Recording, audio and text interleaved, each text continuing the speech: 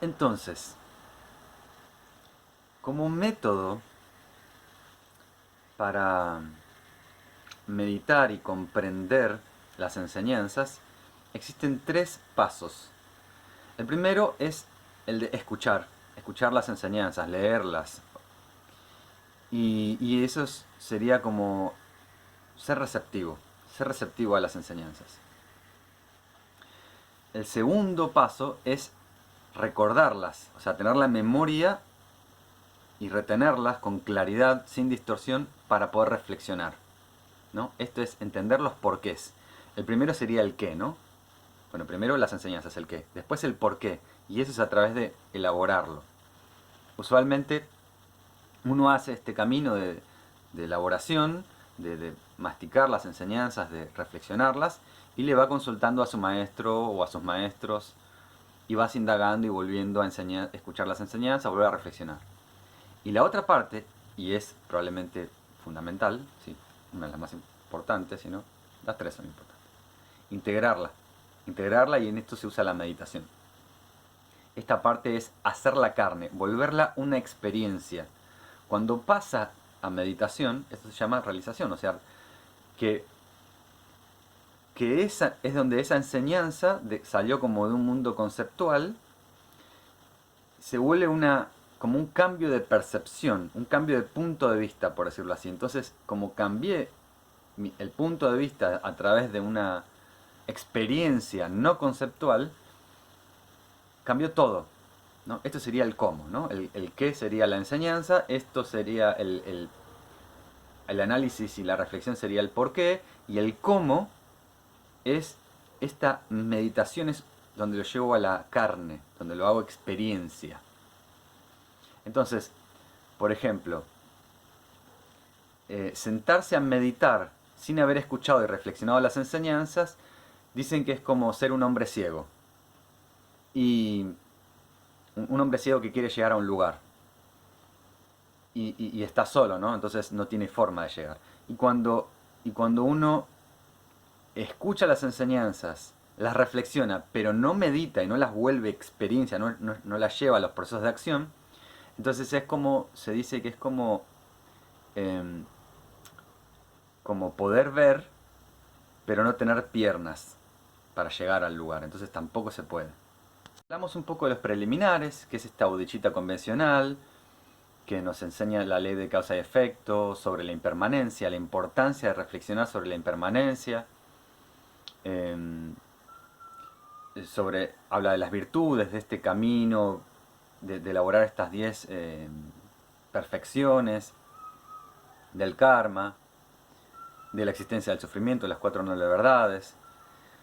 Y ahora vamos a ver lo que es la bodhicitta última. La bodhicitta convencional sería la verdad relativa, y la bodhicitta última sería la realidad absoluta.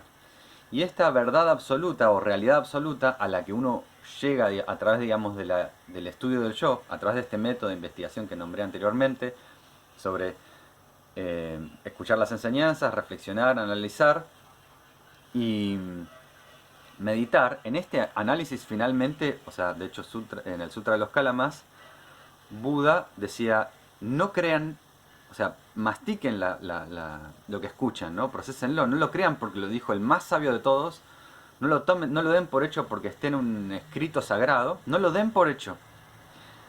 Porque si no, de nuevo, estoy como dogmáticamente siguiendo, no, si lo dice así, no, tengo que comprenderlo. Si no lo comprendí, no lo puedo repetir. No lo puedo, es como repetir ciegamente una palabra, y en los budistas zen, los budistas zen tienen un montón de estas historias en donde simplemente el discípulo se quedó en el templo cuando se fue el maestro y vinieron unas personas a recibir enseñanza, y el discípulo repitió la enseñanza sin entenderla, y el maestro de espada le corta un dedo o hace algo así, ¿no? Como no se puede eso. Hay que filtrarlo, hay que procesarlo y realmente llegar a comprenderlo y hacerlo carne. Entonces, esto sería la realización, ¿no? Llevarlo a realización. Entonces, este es el método de investigación, y lo que es la realidad absoluta es lo que en la triple marca de la existencia es la anatta, ¿no? Algo así como ausencia de yo. Bien, esta ausencia de yo no es que no existo, pero es una forma de indagación sobre quién realmente soy, qué es lo que realmente soy, ¿no? Entonces en este camino es en el que se encuentra el Tathagata Garbha, ¿no? La semilla búdica, la naturaleza original de mi mente, la naturaleza verdadera de mi mente. Entonces dejo de identificarme con lo que creía que era, pero no soy. Y esa identificación era la que me volvía infeliz. Lo voy a decir en una forma muy burda, por ejemplo. Algunas personas que tienen, por ejemplo, un auto, de esas personas que lo limpian todos los días, lo lustran y gastan los productos más caros para comprar su auto, su identidad, digamos, se extiende al auto. Entonces, si algo le llega a pasar al auto, le cae un granicito o un rayoncito así, ese rayoncito lo sienten como si les estuviera abriendo el corazón y como si hubieran cortado un brazo. Bueno, ese sufrimiento es claramente una identificación errónea de lo que soy. ¿Bien? Ahora, voy a otro plano. Por ejemplo, si yo practico Tai Chi Chuan, por ejemplo, y alguien dice el Tai Chi Chuan es una porquería, yo escucho y digo, ah, mira, qué interesante. Pero si estoy identificado y aferrado a la idea, no, pero yo hago Tai Chi Chuan o yo soy budista y alguien dice, en vez de decir budismo, dice boludismo, y, ah, no, qué barbaridad, ¿me voy a ofender? No, no, porque no, ni siquiera, o sea, Buda ni siquiera practicaba budismo, ¿no? O sea, y de nuevo, o sea, no tenía, y nos invitaba, digamos, a, a no seguir imágenes sagradas, a no hay, no hay un texto sagrado ni siquiera. O sea, el budismo no tenía originalmente texto sagrado porque los primeros textos se escribieron 300 años después de su muerte, o casi 300 años después de su muerte. Todo lo tenían, la enseñanza, las palabras las tenían en la memoria. Los bhikkhus, los monjes de esa época, tenían unas cualidades mentales y de estabilidad y de memoria muy, muy fenomenales. Entonces, no había texto sagrado, no había budismo, había un método de análisis para poder reconocer la verdadera naturaleza de la mente, para encontrar la naturaleza búdica, para alcanzar la liberación, para romper la ilusión de el falso yo, ¿no? Con qué me identifico y esa identificación cómo me hace sufrir. Lo estoy diciendo en un nivel muy simple, pero... Y eso me va a ayudar a entender también lo que es la vacuidad, sunyata, ¿no? La vacuidad no significa vacío, no significa que no hay nada, significa que las cosas están compuestas por partes, ¿no? Esto se llama originación interdependiente. Las cosas surgen por causas y condiciones y en forma circunstancial. Todo. Entonces, no existe, digamos, una esencia, por ejemplo, de esa mesita de allá. La mesita está hecha de partes, de, en este caso, 4 patas, una tablita, tornillitos, etcétera, pegamento, ¿no? Pero, y esa mesita no, o sea, es un compuesto de partes circunstancial porque en mi mente parece eterna, ¿no? Y de golpe si se rompe, ah, no, pero pará, se rompió mi imagen de mi que era impermanente, no, la realidad me muestra que está en un flujo continuo, ¿no? Esto es algo muy de Heráclito, ¿no? No te metes 2 veces en el mismo río, no es el mismo agua. Entonces está en un constante flujo de cambio y, y eso que yo llamo mesa podría ser otra, o sea, no hay una meseidad, una esencia de mesa, porque de golpe la mesa está, digamos, en su función, ¿no? Puede tener una pata, o puede no tener patas, esas mesas que son adheridas a la pared. Entonces, toda la forma y la expresión de la mesa puede ir mutando de acuerdo a su función, ¿no? Entonces, algo así como que las cosas existen circunstancialmente y funcionan por un tiempo y luego se vuelven a sus partes, o sea, como si se gastan, de hecho se erosiona todo y sigue funcionando y sigue en este flujo continuo. Algo así es la vacuidad, en este nivel simple, ¿no? Vamos gradualmente, y esto es una de las unas cosas que se fomentan, ¿no? Llegar a las enseñanzas de la vacuidad en forma gradual, en forma comprensible, para que no haya resistencia y me encuentre con un vacío existencial muy grande que me atormente. O otro error que puede pasar y que es muy común es que generalmente las personas que no hacen capaz la parte de meditación muy profundamente, cuando comprenden la vacuidad la atan a un concepto analítico simplemente, pero no viven la experiencia. Por eso es importante esto que vamos a seguir haciendo, los 3 pasos, ¿no? El escuchar, analizar y la meditación al respecto. Voy a exponer la bodhicitta última, que en realidad voy a exponer como la parte sobre anatta, sobre el no yo y el sunyata, la vacuidad, dentro de la perspectiva Shravaka, que es como si fuera la primera forma que existió en el budismo de analizar esto. Primero se analiza intelectualmente, después hay un método puntual de meditación al respecto. Shravaka sería el del oyente, ¿no? Como el nivel del oyente. Años después se dijo que este tipo de enseñanzas puede llevarte simplemente a tal o cual nivel, no importa, hasta el sexto bhumi, se llama, de los bodhisattvas. Entonces, esto es una forma de salir de la idea errónea que tenemos del yo, que lo percibimos erróneamente como impermanente, como si no cambiase, y como independiente, como permanente, perdón, como si lo vemos fijo, y como independiente, ya que es un flujo continuo y es dependiente de un montón de causas y condiciones, internas, externas, el medio ambiente, mis pensamientos, mis sensaciones, un montón de cosas. Es un flujo continuo, ¿no? No es una cosa. ¿Bien? Esta es un poco una forma de empezar a masticar esta información. Reconociendo, en este caso, digamos, por ver lo que no soy, ver qué es lo que no soy, puedo quitar la identificación en eso que yo creía. Bueno, ahora, como dije antes, no soy el auto. Ah, listo, entonces no sufro. Solo digo, bueno, listo, pagaré el arreglo o lo que sea. No soy el tai chi o no soy el budismo. Entonces cuando alguien habla mal del budismo, yo digo, ah, qué interesante lo que pensás. Y puedo escuchar como civilizadamente, sin reaccionar ante eso. No soy mi partido político, entonces puedo escuchar con atención y analizar los otros puntos de vista sin reaccionar por estar identificado.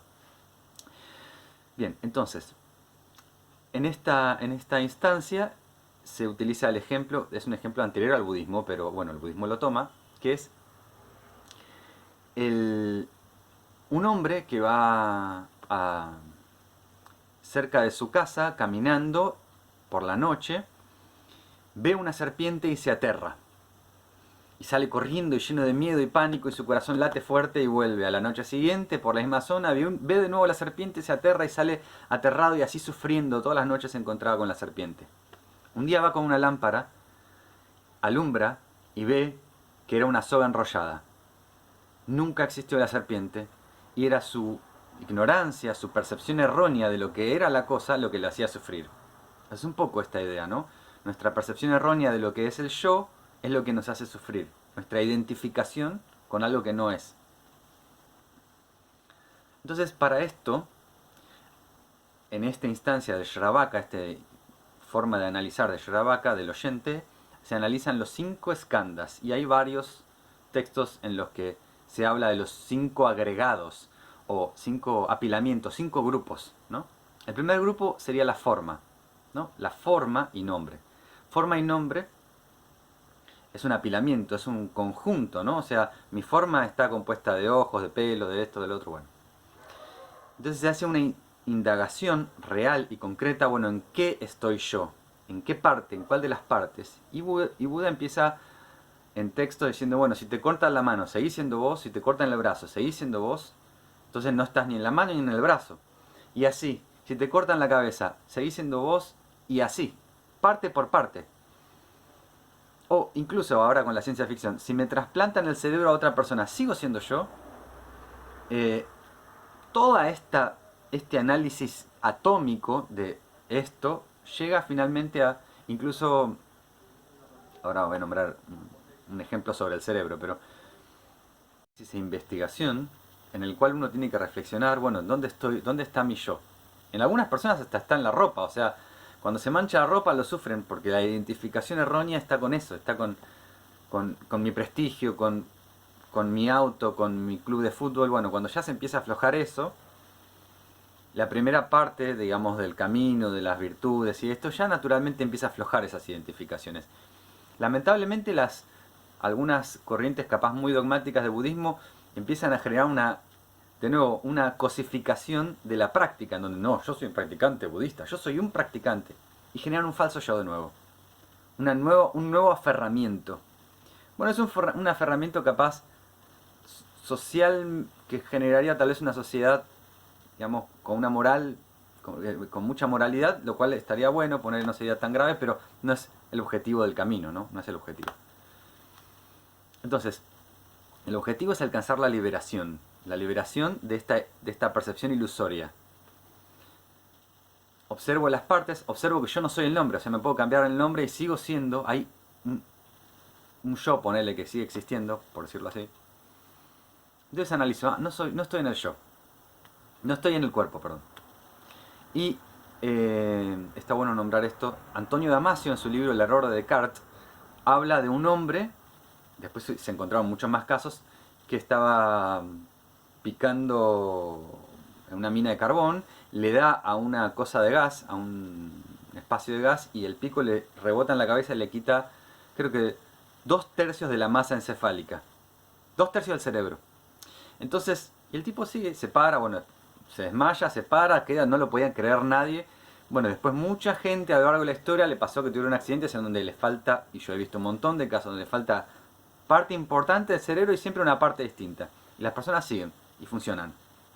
Algunos ni siquiera pierden, no perdió ni el oído, ni el gusto, ni nada. No perdió ningún sentido incluso. Y siguió existiendo. Una forma también que se utiliza para ver que tu yo no está en el cuerpo es el ejemplo de los sueños, ¿no? Cuando estás en el sueño, bueno, primero que puede ser cualquier cosa, puede ser una mesa, puede ser, bueno, una mesa es muy raro soñar que uno es una mesa, pero puede ser un animal, o puede ser otra persona, o puedes, no importa, soñás que tenés este cuerpo. Y estás existiendo, digamos, como un yo, pero no es tu cuerpo real, porque ese cuerpo incluso puede ser cercenado, acribillado, y lo que sea, pero no afectó a este cuerpo, ¿no? O sea que el cuerpo del sueño es un cuerpo, digamos, imaginario. Pero es tan ilusorio como este, en realidad. Porque que el yo... A ver, quiero ser claro en esto.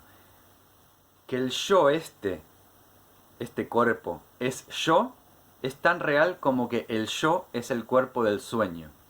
Eso quiero decir. Estos átomos y esta función cambian y yo no tengo el mismo cuerpo que tenía cuando tenía 5 años, ni una célula, pero hay una idea, una sensación de yo que perdura. ¿Bien? Entonces, el primer análisis es, bueno, yo no soy el cuerpo, ni mi nombre, ni la forma esta. Luego las sensaciones. Se empiezan a estudiar las sensaciones, las emociones y las sensaciones. ¿Yo soy las sensaciones? Bueno, no, las sensaciones son tan volátiles, van y vienen, que, o sea, si yo sería, no sé, el enojo, ya no estaría existiendo porque no estoy enojado ahora. Bueno, y así con cualquier otra. La percepción. Bueno, en esta hay una forma de investigar si yo estoy en lo que miro, si yo estoy en lo que escucho, si yo soy eso que... Y a través de eso empiezo a ver cierta interdependencia, como que estoy interrelacionado con todos esos sentidos, pero finalmente mi esencia no es ninguna de esas cosas. No es mi cuerpo, no es las sensaciones, no es la percepción, no es esto que estoy percibiendo. El cuarto skandha son las construcciones mentales, que son los pensamientos y las creencias, están dentro del misma... Y los pensamientos, bueno, las creencias, por ejemplo, bueno, durante mi adolescencia tenía unas creencias distintas, pensamientos distintos, los pensamientos van y vienen, y en ninguno de esos estoy yo, ¿no? Ninguno de esos es, este pensamiento es el yo esencial de Germán. No hay una esencia. Entonces parece que el yo es algo que está funcionando, como en ese conjunto fluido que son estas que acabo de nombrar. Construcciones mentales, percepción, sensaciones y forma. ¿Bien? Es todo ese flujo. A veces nos aferramos a sensaciones, a ideas y reforzamos una con otra y con eso creamos flujos más rígidos, engramas más rígidos y probablemente esa rigidez en algunas circunstancias, primero que es una rigidez ilusoria, digamos, una fabricación ilusoria, no esencial, y eso nos puede causar sufrimiento. El quinto skandha es la conciencia, el agregado de la conciencia o el apilamiento de la conciencia. Es el más sutil de todos, el más sutil. Sigue siendo un agregado, sigue siendo no el yo esencial, no la naturaleza búdica, porque existe dentro de un plano temporal lineal y dual, ¿no? O sea, mi atención y mi conciencia me requiere en este punto, en este nivel en el que estoy hablando, algo para ser percibido. O sea, puedo tener una atención a esto, una conciencia sobre esto, entonces está, digamos, el testigo, el observador y lo observado. En tanto hay dos partes, ¿cuál de las dos es la naturaleza original mía? ¿Cuál de esas dos partes? ¿Esta o esta? Y que en el punto que estoy nombrando, en el nivel en el que estoy nombrando la conciencia, también está, digamos, atrapada en el tiempo, ¿no? O sea, son como fragmentos de conciencia a lo largo del tiempo. Esta parte probablemente puedan pasarla por alto, porque es preferible todavía analizar todo lo otro, mucho más para lograr desidentificación al respecto de eso, y este es el más refinado, o sea, este es como un trabajo más fino que se hace. Hay un cuento que de hecho es bueno, se lo adjudican dos corrientes, ¿no? El budismo Madhyamaka y la corriente hinduista Advaita Vedanta, que cuenta de un hombre que que estaba muy deprimido y va a ver un gurú, ¿no? Al gurú realmente iluminado, a uno que estaba iluminado en aquel momento. Entonces lo va a ver y le dice: señor, estoy muy deprimido. Y el gurú dice: no estás deprimido. Pero ¿cómo no? Sí. No, estás percibiendo sensaciones y percibiendo ese estado de depresión. Estás percibiendo ese estado. Y se da cuenta que está percibiendo. Entonces, vos sos lo que percibe, no sos lo percibido. Y hace así, y en ese momento hace... listo. O sea, vos no sos una cosa, le dice. Vos sos eso otro que está detrás. Que permite que la cosa se manifieste. Y el tipo hizo como percibió, o sea, se desidentificó de alguna forma. No disoció, no disoció. Se desidentificó. Dejó de hacer que ese pensamiento, creencia, esto soy yo, y lo empezó a ver: yo estoy pensando esto. Yo no soy este pensamiento. O tengo este estado mental. Yo no soy este estado mental. Yo estoy percibiendo que está ese estado mental. Hizo eso, y en ese momento dijo: wow, siento una inmensa paz y una inmensa alegría y una inmensa... Bueno, ahora estás percibiendo una inmensa alegría, una inmensa paz, ¿no? Ahora estás percibiendo eso, punto, que está en tu experiencia. Esta es una forma de empezar a analizar esto, como una introducción para empezar a analizar esto en el nivel Shravaka. Puntualmente, la práctica es meditación formal, sentarse en los 7 puntos de Vairochana, inmóvil, sosteniendo este tipo de pensamientos en la mente, analizando esto, cada uno de los 5 puntos de los 5 skandhas, y entre tanto descansar la atención, o sea, simplemente dejar que eso empiece como si fuera así, como momentos de silencio. ¿Qué es lo que pasa? Cuando después de reflexionar eso hago una meditación formal, puedo empezar a percibir estas cosas, cuerpo, forma, estos 5 agregados, desde una nueva perspectiva. Lo cual va a estabilizar también mucho más la meditación, porque cuando aparezca un pensamiento no va a ser, ah, no, tengo que hacer esto, no. Hay un pensamiento, ¿no? O sea, necesito incluso menos instrucción sobre digamos, la meditación formal, porque todo esto ya va a potenciar mucho la estabilidad para ello.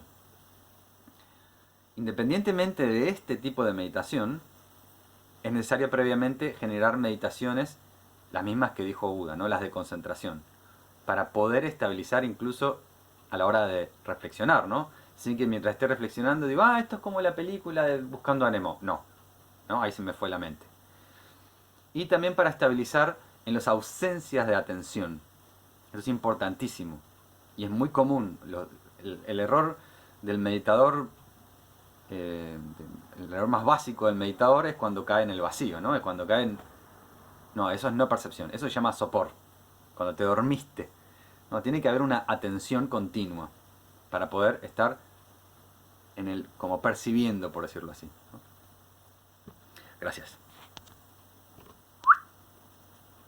De este tipo radica en que uno se vuelve consciente de cómo eso que analizamos anteriormente, la formación del flujo del yo y las identificaciones, suceden. O sea, cuando detengo a observar los procesos internos, puedo observar, empezar a desarrollar la calma mental para observar cómo realmente se genera tal o cual identificación. Cosa que antes sucedía inconscientemente. Es como, imaginen un problema que antes no podían detectar, ahora pueden saber qué es lo que está pasando, y ahora que puedo saber, que puedo ser consciente, bueno, ahora puedo lidiar con ello. O sea, ahora puedo decidir qué hacer, ¿no? Si fomentarlo o dejar que se extinga, ¿no? Como, no sé, como que antes giraba mi cuerpo abruptamente y tiraba las cosas y no sabía cómo las cosas aparecían en el suelo, hasta que en un momento miré antes y me di cuenta que mi brazo, la campera que tenía puesta grande, estaba moviendo las cosas, y no es que era un fantasma, era que estaba así. Ahora ya puedo decidir, dejo de hacer ese movimiento que lo hacía como subconscientemente de aferramiento, de identificación, y se disuelve. Pero esto es un proceso muy profundo de la mente, ¿no? De cómo se producen las identificaciones, por lo cual requiere de una estricta, digamos, técnica de observación, ¿no? Ya tenemos el análisis, tenemos la reflexión, después de haber escuchado las enseñanzas, masticamos esa enseñanza, lo razonamos, lo analizamos, lo filtramos de como sea, y lo llevamos a una experiencia en la cual podemos detenernos y a ver por nosotros mismos, a ver tal cual es. Entonces la palabra que se usa en sánscrito para decir esta identificación, este aferrarse a esa identidad falsa, se dice upadana en sánscrito. Y significa aferrarse, identificarse, pero al mismo tiempo, o el significado profundo es alimentar con fuego, alimentar con ese aferramiento. También significa alimentar con madera un fuego, ¿no? Entonces, lo que hacemos al observar, al prestar atención a este proceso de identificación que hacemos subconscientemente, es simplemente retirar la acción involuntaria de alimentar con leña a ese fuego, a ese aferramiento. O sea, es un proceso en cierta forma pasivo, en donde dejo de hacer algo y cesa la actividad de identificarse falsamente, y al cesar esa identidad que me causaba sufrimiento, emerge un nuevo estado.